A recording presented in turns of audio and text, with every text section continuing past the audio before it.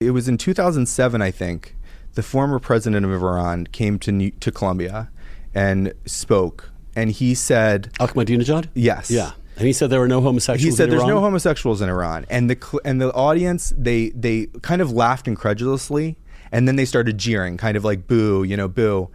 And because, that's his understanding is we don't have this is a deviant lifestyle. This is homosexuality these are acts that these are sins that people commit. It's not an identity. Right. And of course, I came to know years later, those who do identify as that, they have a way of dealing with them. They trans them. Right. So that you saw for the first time the alliance of homophobia with transing kids. Right. So if a little boy seems girly, the response is not, he might be gay, but fuck, he's violating his gender norms. Let's make him the gender he really is, which is like, let's make him into a girl. Right.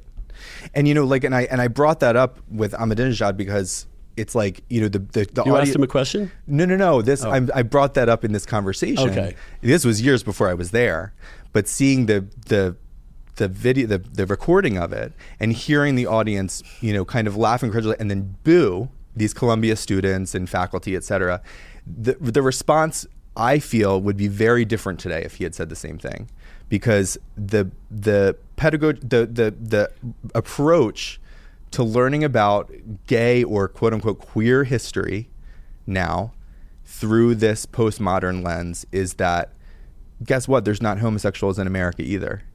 There are, homosexuality is a modern invention, a bourgeois construction based on, it's very, this kind of Foucauldian viewpoint. It's a destabilized normative categorization of people that should be, with queering everything, whatever's normative should be fought against to kind of liberate. So now there's not, same sex attraction, there's same gender attraction. Gay is doesn't really mean anything anymore, because with the abolishment of the reality of biological sex and sexual dimorphism, we're on this downward spiral, and all of these things, anything to do with that gets deconstructed and taken apart. Because it's very important to queer gayness. Right. Because the most threatening thing is if a gay person is adjusted, happy, and operating in society, not committed actually happy in a free society, committed to their own well-being and the well-being of others, but do not subscribe to the notion that they're merely enacting a form of historically contingent postmodern identity. Right. They actually think there's something deep inside them, love and attraction and friendship and commitment, that is transhistorical, that is, so to speak, that you can see across time and space in the human condition. But that is, the human condition itself is something they reject. Right.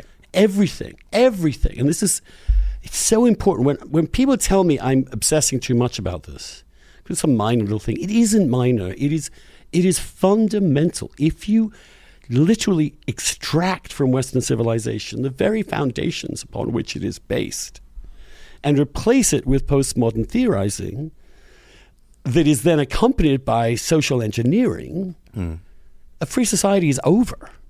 And certainly homosexuality as an idea, as an actual existence, is over. That's why you will never find these allegedly gay organizations using the word gay anymore, or lesbian. Right. LGBTQI plus is an attempt to say we're all the same because we're all subject to the same structural oppression. So to think of us independently as having different experiences of life and even different interests. I mean interest just in terms of what you're interested in, but what you actually have an interest in is gone. And no one's told the homosexuals this. That they're actually, I'm sorry guys, but you're done. We're done. We're really according done. to these people.